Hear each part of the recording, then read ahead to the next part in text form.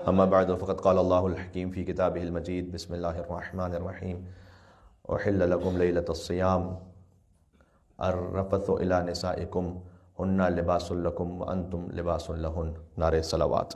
اللہم صل علی محمد وعلی محمد. چونکہ غم کے ایام اختتام تک پہنچ چکے ہیں تو ایک موضوع آپ کی خدمت میں پیش کرنا چاہتا ہوں. اس کا تعلق ان مجالس سے بھی بنتا ہے کہ ایام فاطمیہ میں جب ہم نے کوشش کی کہ ہسبینڈ اینڈ وائف کے ریلیشن پر اور فیملی یونٹ کی کتنی زیادہ امپورٹنس ہے اور ایک دوسرے کے لیے کیا پیشنس ہونا چاہیے، اس پر بات کی. کچھ مردوں کے فرائض، کچھ عورتوں کے فرائض. ایک سینسیٹیو ٹاپک بھی ہے لیکن امپورٹنٹ ہے، اور بسا اوقات ممبر سے ایک ٹیبو بنا دیا جاتا ہے اس پہ بات کرنا. لیکن کیا کیا جائے کہ اس پر قرآن نے بھی بات کی اور احادیث نے بھی بات کی. اور چونکہ ایام ازاں اختتام تک پہنچ چکے ہیں تو کوئی معیوب بات بھی نہیں ہے کہ ان ایام کی وجہ سے مثال کے طور پر اس موضوع کو بیان نہ کیا جاتا تو ایک الگ بات ہے، اس وقت بیان ہو سکتا ہے. اور وہ ہے شوہر اور زوجہ کے درمیان قربت اور بے تکلفی، جسے آپ انگریزی میں انٹیمیسی بھی کہہ سکتے ہیں. اسے قرآن نے بھی بیان کیا ہے، احادیث نے بھی بیان کیا ہے.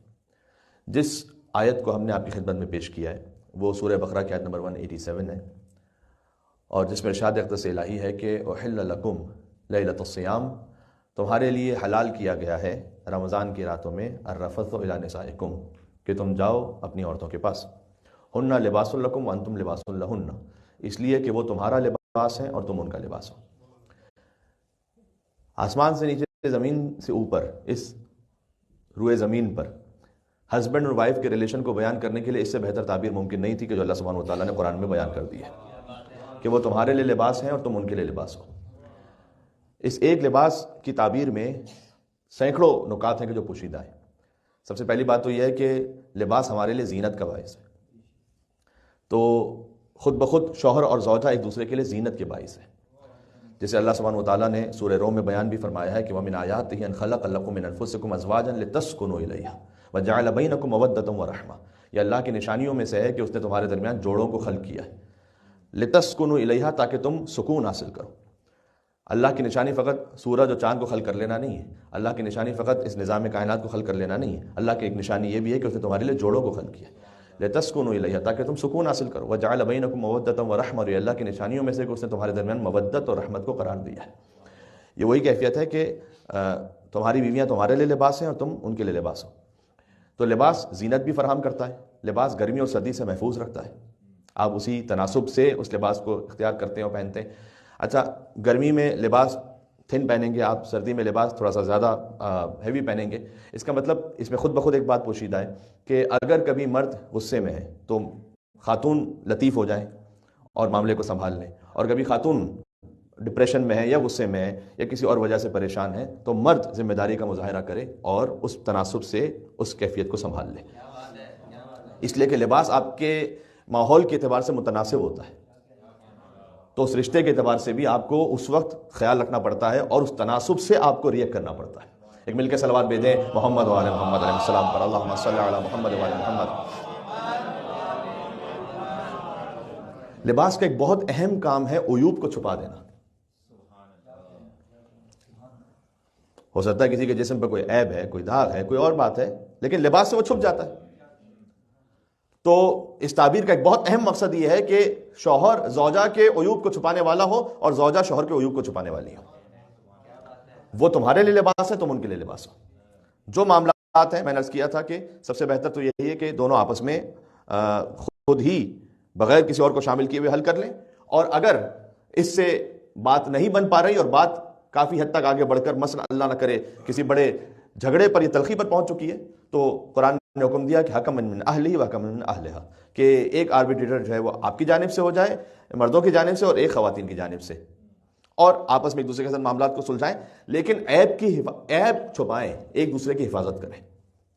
جو ایک سب سے بڑا معاملہ مشکل یہ ہو جاتی ہے کہ جہاں کہیں ذرا سی کوئی تلخی ہوئی تو سب سے پہلے تقویٰ کا دامن ہم چھوڑتے ہیں اور اپنے دوستوں کو بیان کرنا شروع کیا، اپنی کزنس کو بیان کرنا شروع کیا، کمیونٹی میں اور لوگوں سے بات کرنا شروع کی، اور چاہتے یہ ہیں کہ اگر معاملہ اللہ نہ کرے بہت زیادہ تلخی تک بڑھ چکا ہے تو جب تک ایک دوسرے کو مکمل طور پر ذلیل نہ کر دیں اور ساتھ میں 100% مزید مرچ مسالہ نہ لگا لیں اس وقت تک دل کو سکون نہیں ملتا. تو ہن لباس لکم وانتم لباس لہن. لباس کا کام ہے کہ وہ عیب کی حفاظت کرے. لباس کا ایک اور کام ہے کہ وہ پروٹیکٹ کرتا ہے. آپ بھی لباس کو پروٹیکٹ کرتے ہیں ایک طرح سے. یعنی کیا؟ یعنی اگر فرض کیجیے لباس پہ کوئی داغ لگ جائے تو آپ فوراً اسے دھوتے ہیں, اسے رہنے نہیں دیتے اس طرح سے, چونکہ آپ لباس کی حفاظت کرتے ہیں, لباس آپ کی حفاظت کرتا ہے. اسی طرح سے لباس ہمارے لیے عرض کیا کہ زینت کا باعث بھی ہے, اور یہ وہ تعبیر ہے کہ جس میں ہسبینڈ اینڈ وائف کا آپس کا جو ریلیشن ہے اسے کمپلیٹ طریقے سے اللہ سبحانہ و تعالیٰ نے بیان کیا ہے. میں ایک بات اس پہ احادیث کی روشنی میں پیش کرنا چاہوں گا, وہ یہ کہ حضرت عثمان ابن مظعون ان کی زوجہ آئیں رسول اللہ سے شکایت کرنے کے لیے. حضرت عثمان ابن مظعون حضور کے افضل صحابیوں میں سے, یعنی حضرت عثمان ابن مظعون سے مولا علی کی محبت ایسی تھی کہ مولا علی نے اپنے ایک فرزند کا نام ان کے نام پر عثمان رکھا. تو ان کی زوجہ آئیں حضور مکرم سے بات کرنے اور کہا کہ مجھے شکایت ہے اپنے ہسبینڈ کے لیے آپ سے, میں آپ کی خدمت میں پیش کرنا چاہتی ہوں. اور وہ شکایت یہ ہے کہ ان عثمان یصوم النہار و یقوم اللیل. عثمان دن بھر روزہ رکھتے ہیں, رات بھر عبادت کرتے ہیں. اب کیا بات ہے, اس زمانے میں بیویوں کو کیا شکایت ہوتی تھی مردوں سے, اور آج کس قسم کی شکایتیں ہوتی ہیں کہ اگر کچھ پڑھ لیں تو بڑی ان کی مہربانی ہوگی, کوئی نماز پڑھ لیں, کوئی عبادت کر لیں کچھ. لیکن اس وقت زمانے میں شکایت یہ تھی کہ یہ دن بھر روزہ رکھتے ہیں, رات بھر عبادت کرتے ہیں. تو میں اس سلسلے میں آپ سے شکایت کرنے آئی ہوں. دیکھیں ایک بات کیا ہے, میں نے عرض کیا کہ حضرت عثمان ابن مظعون اگر آپ مجموعی طور پر انہیں دیکھیں تو برے انسان کا نام نہیں ہے, اچھے ہیں. لیکن اس کا مطلب یہ ہے کہ ایک انسان جو اچھا ہے, فطرت میں بہتر ہے, ہو سکتا ہے اس کا بھی اپنی زوجہ سے کسی قسم کا کوئی ایسا اختلاف ہو جائے. ضروری نہیں ہے کہ ہمیشہ وہ شر ہی پر ہوگا, کبھی لا علمی کی وجہ سے, کبھی بے توجہی کی وجہ سے ہو سکتا ہے ایسا. اور حضور مکرم نے بھی اس خاتون سے یہ نہیں کہا کہ کیا تم شکایت لے کر آ گئی ہو, فرض کیجئے کہ بہت ہائی مینٹیننس ہے, آپ فرض کیجئے کوئی اس کا بات کر رہی ہیں, نہیں ٹھیک ہے. بلکہ حدیث میں آیا ہے کہ حضور مکرم غضبناک ہوئے اور فوراً اپنے گھر سے ایسے باہر نکلے کہ انہوں نے نالین بھی نہیں پہلی, نالین اپنے ہاتھ میں لے کے دوڑے. معاملہ کیا ہے؟ اس لیے کہ اگر خدا نخواستہ یہ ایک خاندان, یہ ایک فیملی ٹوٹے گی تو اس کا اثر پوری سوسائٹی پہ پڑے گا.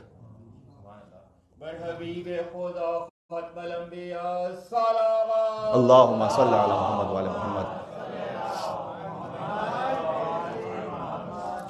تو حضور مکرم یہ چاہتے ہیں کہ ایک خانوادہ بھی نہ ٹوٹے, اس لیے فوراً دوڑے.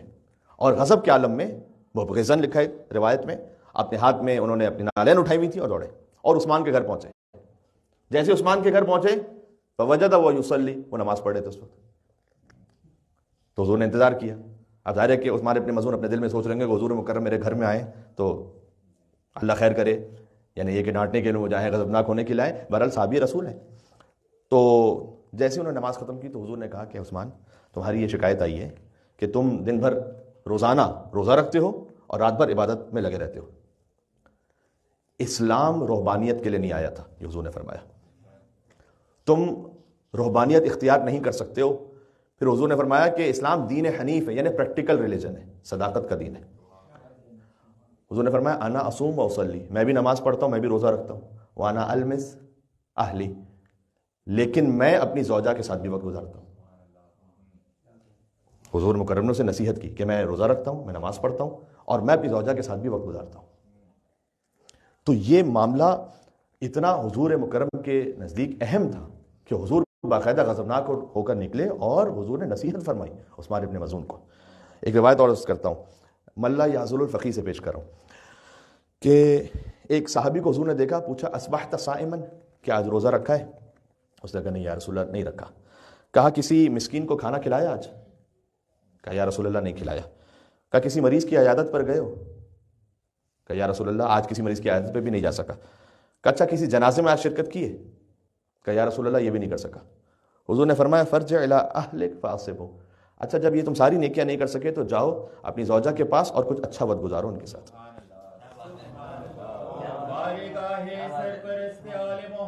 سبحان اللہ, اللہم صلی علی محمد وعلی محمد.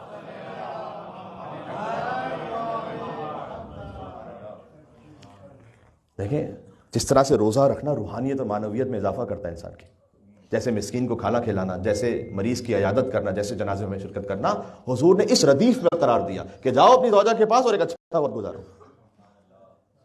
یہ بھی آپ کو بہت لطافت ملے گی احادیث میں اور خود قرآن کی آیت میں، کہ جب کہیں انٹیمیسی پہ قرآن نے بات کی ہے اور احادیث میں بھی بات کی گئی تو بات بھی پہنچائی ہے لیکن ان الفاظ کے ساتھ کہ جس میں حیا کا خیال بھی رکھا جائے۔ مثال کے طور پر جس آیت کو ہم نے پڑھا سورہ مبارکہ بقرہ کی آیت نمبر 187، احل لکم، تمہارے لیے حلال کیا گیا، اس لیے کہ جب پہلی مطلب جب شریعت کا آغاز ہوا تو اس وقت دن کے وقت بھی مباشرت حرام تھی اور رات کے وقت بھی حرام تھی ماہ رمضان میں، اور اللہ تعالیٰ نے قرآن میں اس کا ذکر کیا اسی آیت میں کہ اللہ جانتا ہے کہ تم خیانت کر رہے ہو، تو اللہ سبحانہ و تعالیٰ نے کہا کہ وہ تمہارے لیے معاف ہو گیا، تم توبہ اختیار کرو، بس اب ہم نے تمہارے لیے دن میں جو حرام کیا رات میں اسے حلال کر دیا۔ احل لکم، تمہارے لیے حلال کیا گیا کہ تم لیلۃ الصیام، رمضان کی راتوں میں، الرفث الی نسائکم، یہ رفث کا جو لفظ ہے نا، جب تعلق سے پہلے شوہر اور زوجہ کلام کریں جو، اس کو رفث کہتے ہیں عربی میں، اس طرح سے تعبیر کیا گیا اسے، ٹھیک ہے۔ اس پیرائے میں قرآن نے بات کی، پھر کہا ہن لباس لکم، وہ تمہارے لیے لباس ہیں اور تم ان کے لیے لباس ہو۔ اچھا کتنا بیلنس دین ہے، جس اسی آیت میں آگے پھر روزے کے بارے میں بیان کیا کہ کب تک تمہیں مکمل اتم الصیام الی اللیل، رات تک روزہ تمام، جس آیت میں روزے کے احکام کو بیان کیا گیا ہے اسی آیت میں رات کے وقت ہسبینڈ اینڈ وائف کی انٹیمیسی کو بھی بیان کیا گیا ہے اسی آیت میں۔ اور یہ دین اتنا فطری ہے، کوئی ایسی چیز کہ جو اللہ تعالیٰ سبحانہ وتعالیٰ نے فطرت میں رکھی ہوئی ہے اس کے لیے کمپلیٹ حرام نہیں کر سکتا دین۔ لہذا ہمیشہ شریعت کا معاملہ یہ ہے کہ اگر ایک شے حرام ہے تو اس کا سبسٹیٹیوٹ حلال فراہم کیا گیا، دن میں حرام ہے رات میں حلال ہے، بات واضح؟ تو حضور مکرم نے فرمایا کہ تم نے کوئی آج روزہ نہیں رکھا، کسی مسکین کی مدد نہیں کی، جاؤ اپنی زوجہ کے پاس اچھا وقت گزارو۔ سبحان اللہ۔ اب میں ایک بات اور عرض کرتا ہوں کہ فقط ابراہیمک ٹریڈیشنز میں اسلام وہ ہے جس نے حتیٰ عورت کے لیے بھی اس انٹیمیسی کا خیال رکھا ہے، ورنہ ہمیشہ یہ میل ڈومینیٹنگ ایک تصور ہے۔ بلکہ امام کی حدیث ہے، ائمہ علیہ السلام ایسے امور پر بھی احادیث کو بیان فرماتے تھے۔ امام کی حدیث ہے کہ فضلت المرأة علی الرجل ب99 من اللذہ، جہاں پلیجر اور لذت کی بات ہے تو ایک خاتون مرد سے 99 درجے زیادہ فضیلت رکھتی ہے، یہ امام اسلام نے حدیث میں بیان فرمایا۔ اچھا یوزولی تو بڑا برعکس محسوس ہوتا ہے کہ ایک مرد ہے اسے زیادہ مثلا بےتابی ہے، اسے زیادہ اس بات کا اظہار ہے اس کے اپنے ایکشن سے، تو پھر خاتون میں جب امام علیہ السلام یہ فرما رہے ہیں کہ 99 درجے اس بات کو زیادہ رکھا گیا تو پھر اس انداز سے اظہار کیوں نہیں؟ اس کی وجہ کیا ہے؟ امام اسلام نے خود آگے وجہ بیان فرمائی، وَلَٰكِنَّ اللَّهَ أَلْقَىٰ عَلَيْهَا الْحَيَاءَ، لیکن اللہ سبحانہ وتعالیٰ نے اس پر حیا کا پردہ چڑھا کے رکھا ہوا ہے۔ سبحان اللہ، وہ با حیا ہوتی ہے، سبحان اللہ۔ اللہم صلی علی محمد وعلی محمد۔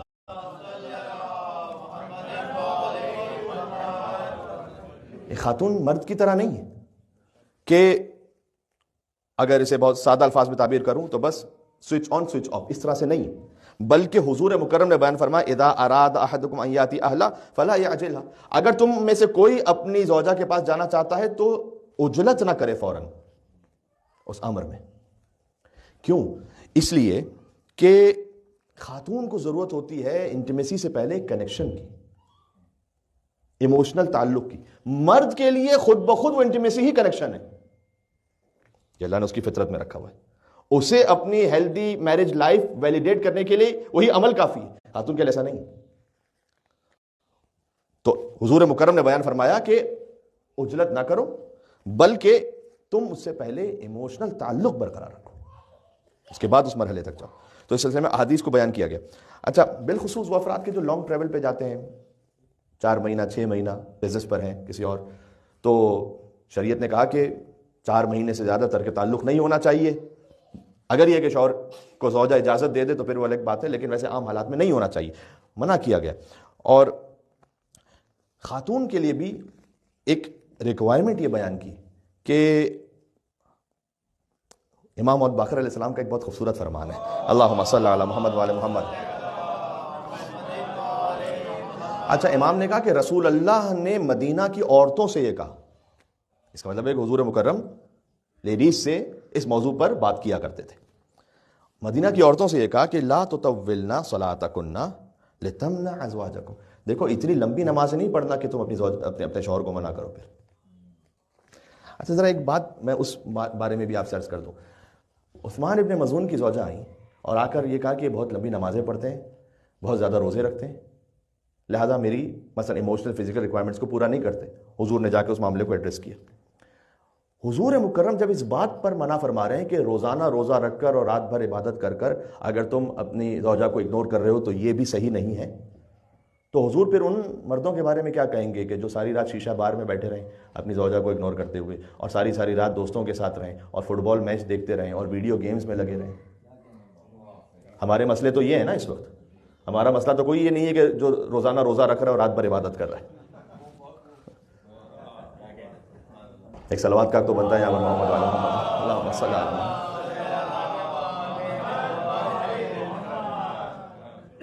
ہم میں سے کوئی ایسا متقی نہیں ہے جسے تقویٰ کا اوور ڈوز ہو گیا ہو, تو ہم واجبات پورا کر لیں تو بڑی بات ہے. تو ہمارا معاملہ تو یہ ہے کہ ہم دوستوں میں گپ شپ لگا رہے ہیں. ہم جیسے میں نے عرض کیا کوئی نیٹ فلکس سیریز پر ہیں, شیشہ بار میں, ریسٹورنٹ میں ہیں, پوری رات کہیں کسی اور کے ساتھ گپ شپ لگا رہے ہیں اور زوجہ کو اگنور کر رہے ہیں. حضور مکرم نے اس پر اتنے غضبناک ہوئے کہ نالین ہاتھ میں لے کے دوڑے. تو ہم اور آپ میں سے اگر کوئی اسے کیا کہیں گے؟ ایک بات یہ. دوسرا, حضور مکرم نے مدینہ کی عورتوں کو جمع کیا اور فرمایا کہ دیکھو اتنی لمبی نماز نہ پڑھو کہ you are ignoring your husband. بظاہر ایسا لگتا ہے روایت کے مزاج سے کہ کچھ عورتیں وہ بڑی کلیور تھیں, تو انہوں نے ایوائڈ کرنے کے لیے اس بات کو ایسا کیا کہ رات میں ہم لمبی نمازیں شب پڑھتے ہیں. تو حضور مکرم نے جب نماز شب سے منع فرمایا, یا اللہ, کہ تم اپنے شوہر کو نظر انداز کر کے مستحب نمازوں کی طرف بھی نہ جاؤ, مختصر رکھو نماز. تو باقی ہماری سہیلیوں سے گپ شپ ہے, ہمارے وہاں جانا ہے تو ہمیں اس پارٹی میں جانا ہے, وہ بٹ اس کی کیا حیثیت رہ جاتی؟ سب سے پہلے امپورٹنس اس بات کی اسے دیجیے. بات ہے تو یہ دو طرفہ معاملہ, دونوں طرف سے احادیث میں بیان کیا گیا اسے. ٹھیک ہے. ایک خاتون آئی حضور کے پاس اور اپنے شوہر کی شکایت کی.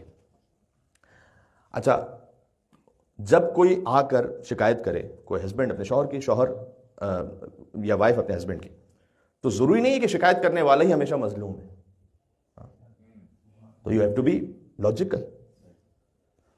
تو حضور مکرم نے اس سے کہا جب اس نے شکایت کی کہ میرے ہسبینڈ مجھ پہ توجہ نہیں دیتے, فرمایا لعلک من المصوفات, کیا تم ڈیلے کرنے والوں میں سے تو نہیں ہو؟ اس کا ترجمہ ہے کتاب الکافی جلد نمبر 5. اس نے کہا مل مصوفات, ڈیلے کرنے کا کیا مطلب ہے؟ اس نے کہا المرأة التي يدعوها زوجها لبعض الحاجہ, کبھی کبھی شوہر چاہتا ہے اپنی زوجہ کو کچھ ضروریات کے لیے, حضور نے یہ بیان فرمایا, اور وہ اسے منع کر دے, تو کیا تم اس میں سے تو نہیں ہو, یا تاخیر کرنے والوں میں سے تو نہیں ہو؟ تو یہ شوہر کا ایک حق ہے جو بیان کیا گیا. اچھا, اس خاطر ہے یہ اللہ سبحانہ و تعالیٰ نے ان امور کو کیوں بیان کیا؟ دیکھیں اللہ نہ مرد ہے نہ عورت ہے. اللہ کو نہ مردوں سے کوئی ایموشنل اٹیچمنٹ زیادہ ہے, نہ عورتوں سے کوئی ایموشنل اٹیچمنٹ زیادہ ہے. قل هو اللہ احد اللہ الصمد لم یلد ولم یولد ولم یکن لہ کفوا احد. یہ ساری باتیں اس لیے کہ خدا متعال جانتا ہے کہ اگر خانوادگی نظام ٹوٹا تو شیطان کا راستہ کھلے گا. سب بنیاد اس بات میں, اس کے لیے اتنے اللہم صلی علی محمد وعلی محمد. تو بہرحال شوہر کا یہ حق اس کو احادیث میں بیان کیا گیا. لیکن دیکھیں, یاد رکھیں, ہم خانوادگی معاملات میں بالخصوص انٹیمیسی کے معاملات میں لیگل مائنڈ سیٹ سے گورن نہیں کر سکتے. ایک حق ہے جو بیان کیا گیا. اب معاملہ یہ ہے کہ فرض کیجئے کہ ایک خاتون ہے کہ اس پر وہ کسی حوالے سے خستہ ہونے کی وجہ سے, کوئی اور معاملے کی وجہ سے اس وقت آمادہ نہیں, تو ہم یہ وسائل الشیعہ کھول کے سامنے حدیث نہیں پڑھنے لگیں گے کہ جس نے کبھی کوئی زندگی میں حدیث نہ پڑھی وہ محدث بن جائے گا. اس وقت یہ حق کو بیان کیا گیا, لیکن اس کے لیے آداب بھی بیان کیے. ایک حدیث بہت خوبصورت ہے, فرمایا کہ کسی بھی تعلق میں اور بالخصوص ازدواج میں جو مرافقت ہے یعنی ملائمت, وہ سب سے زیادہ بہتر ہوتی ہے وہ یہ کہ اس کی ڈیفینیشن کیا ہے. اس کی ڈیفینیشن یہ ہے کہ اگر آپ اس تعلق میں کسی چیز کا اضافہ کر دیں تو اس تعلق کو زینت دے دیں, اور اگر کسی شے کو کم کر دیں تو شان کو کم نہ کریں. یہ امام نے بیان فرمایا. اگر آپ اس رشتے میں کوئی چیز اضافی کر سکتے ہیں جس سے زینت بڑھ جائے, کیجیے, اور کوئی ایسی شے نہ نکالیے اس رشتے سے کہ جس سے شان ختم ہو جائے. یہ امام اسلام نے اس کی ایک ڈیفینیشن بیان فرمائی, ایک اصول بیان فرمایا. سبحان اللہ. ایک حدیث یہ بھی ہے کہ اس روایت میں کہ جب حضور مکرم نے اس خاتون سے کہا کہ کیا تم تاخیر کرنے والی تو نہیں ہو, تو اس کے بعد حضور نے کہا کہ یاد رکھو, ایک شوہر کا اپنے اہل و عیال کے ساتھ اچھا وقت گزارنا, اس میں اہل و عیال کا لفظ ہے اس روایت میں, یعنی اپنے بچوں کے ساتھ. فرض کیجئے کہ آپ کھیل رہے ہیں, آپ فٹ بال کھیل رہے ہیں اپنے بچوں کے ساتھ, آپ جاگنگ پر نکلے ہوئے ہیں, آپ پارک لے کر گئے. حضور نے کہا کہ ایک مرد کا خوشی کے ساتھ اپنے اہل و عیال کے ساتھ وقت گزارنا افضل ہے مسجد نبوی, میری مسجد میں 3 دن کے اعتکاف سے. بات سمجھ میں آ رہی؟ مل کے صلوات بھیجتے ہیں نام رسول اللہ صلی اللہ علیہ وآلہ وسلم پر. اللہم صلی علی محمد وعلی محمد. عبادت فقط فرش اذان, مصلی, نماز, یہ سب اہم, لیکن مسجد نبوی میں کیا ہوا اعتکاف حضور مکرم نے فرمایا اس سے زیادہ افضل یہ ہے کہ مثلاً آج کے اگر میں اس کو ماڈرن وے میں کا ٹرانسلیشن کر دوں تو آپ لے کر گئے اچھی لانگ ڈرائیو پر, کہیں پر آپ نے کھانا کھایا, بچوں کو خوش کیا, زوجہ ساتھ میں تھیں, آپ بچوں کو کوئی پارک لے کر گئے, ان کے ساتھ آپ نے تھوڑی سی کرکٹ کھیلی, تھوڑا سا فرض کیجیے کہ فوٹی کھیلی. یہ جو بچے خوش ہوئے اور فیملی کو جو راضی کیا, حضور مکرم نے فرمایا کہ یہ میری مسجد میں 3 دن کے اعتکاف سے افضل تھا. یہ دین ہے.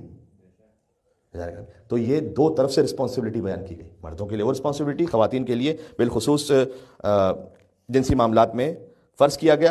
اس میں کچھ احکامات بھی بیان کیے گئے, میں مختصراً اسے پیش کر دوں. فرض کیجئے کہ مثلا امام جعفر صادق علیہ السلام نے فرمایا کہ جب اللہم صلی علی محمد وعلی محمد, کہ جب یہ خاص الخاص ایک ایسا عمل ہے, فرمایا کہ اگر کوئی بچہ بھی تمہیں دیکھ رہا ہے یا سن رہا ہے تو بہت اس میں احتیاط کرو, اس لیے کہ ہو سکتا ہے, بہت امکان ہے کہ اگر وہ دیکھ لے یا سن لے اس بات کو تو وہ زنا کی طرف انکلائنڈ ہوگا. اس پہ توجہ دینی چاہیے شریعت کے اعتبار سے. بسم اللہ الرحمن الرحیم کا پڑھنا آپ جانتے ہیں. عبداللہ ابن کثیر سے روایت ہے, کہتے ہیں میں امام جعفر صادق علیہ السلام کے پاس بیٹھا ہوا تھا کہ امام نے ایک مرتبہ یہ کہا کچھ لوگوں کی نسل میں شیطان شریک ہو جاتا ہے. اللہ اکبر. تو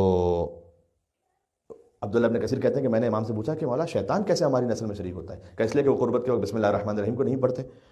اور پھر امام نے کہا کہ جب اس تعلق کو قائم کرو تو اللہ سبحانہ و تعالیٰ سے دعا کرو کہ اللہ اس عمل کے ذریعے سے اگر وہ اولاد عطا کر رہا ہے تو شیطان الرجیم کے شر سے محفوظ رہے. یعنی خالصتاً ایک لسٹفل ایکٹ کو بھی اللہ سبحانہ و تعالیٰ نے شریعت میں معنویت اور روحانیت حاصل کرنے کا ذریعہ بنا دیا. کوئی عمل بھی معنویت سے خالی نہیں, کوئی عمل بھی عبادت سے خالی نہیں. سبحان اللہ. وضو کے عالم میں قربت کے لیے زیادہ اس کا ثواب بھی بیان کیا گیا اور اس کے اثرات بھی بیان کیے گئے. میں اس طرف نہیں جاؤں گا, لیکن بہرحال میں نے عرض کیا کہ اسلام از اے کمپلیٹ ریلیجن. اس میں آپ کے لیے کچھ ظاہری طور پر عبادات بھی ہیں اور کچھ فیملی معاملات بھی ایسے ہیں کہ جو مستحب عبادتوں سے زیادہ افضل ہے. حضور مکرم نے کہا روزہ نہیں رکھا, مسکین کی آج اس کو کھانا نہیں کھلایا, کسی مریض کی عیادت نہیں کی, جنازے میں شرکت نہیں کی, جاؤ اپنی اہلیہ کے پاس اچھا وقت گزارو. بات واضح. تو اللہ سبحانہ و تعالی ہمیں خدا سے تعلق اور خود سے تعلق اور لوگوں سے تعلق وہ بہتر کرنے کی اور اللہ سبحانہ و تعالیٰ کی شریعت کے مطابق کرنے کی توفیق عطا فرمائے. بعض مرتبہ ایسا بھی ہوتا ہے کہ گھر میں کوئی کوتاہی ہو, لہٰذا ہسبینڈ کہیں باہر سوچ رہا ہو, کچھ زینت اختیار کرنے کا حکم دیا گیا مردوں کے لیے بھی اور عورتوں کے لیے بھی. بعض اوقات مرد یہ سمجھتے ہیں کہ نہیں فقط یہ خواتین کے لیے حکم ہے کہ وہ زینت اختیار کریں. نہیں, مرد کے لیے بھی حکم ہے. آپ کا ہیئر کٹ مناسب ہونا چاہیے, آپ پریزنٹیبل ہونے چاہیے, اس کے لیے اجر و ثواب بیان کیا گیا. کتنا خوبصورت دین ہے. بس میں یہاں بات کو اختتام تک پہنچاتا ہوں اور اللہ سبحانہ و تعالیٰ سے دعا ہے کہ وہ ہمارے گھروں میں تمام معاملات کی حفاظت فرمائے اور اللہ نہ کرے اگر کہیں کوئی ناچاقی ہو گئی ہے تو بتصدق الفت اہل بیت اطہار علیہ السلام جو ان کی ازواج مطہرات سے تھی، اللہ سبحانہ و تعالیٰ اس گھر میں الفت و مودت و رحمت عطا فرمائے انشاءاللہ سے۔ مصائب کا ذکر انشاءاللہ شب جمعہ جب ہو جائے گی تو دعائے کمیل میں ہم کر لیں گے اور اس سے اختتام کریں گے سلسلے کا۔ بسم اللہ الرحمن الرحیم، اللہم ادخل علی اہل القبور السرور، اللہم اغنی کل فقیر، اللہم اشبع کل جائع، اللہم اکس کل عریان، اللہم اقضی دین کل مدین، اللہم فرج عن کل مکروب، اللہم رد کل غریب، اللہم فک کل اسیر، اللہم اصلح کل فاسد من امور المسلمین، اللہم اشفی کل مریض، اللہم سد فقرنا بغناک، اللہم غیر سوء حالنا بحسن حالک، اللہم اقض عنا الدین واغننا من الفقر، انک علی کل شیء قدیر۔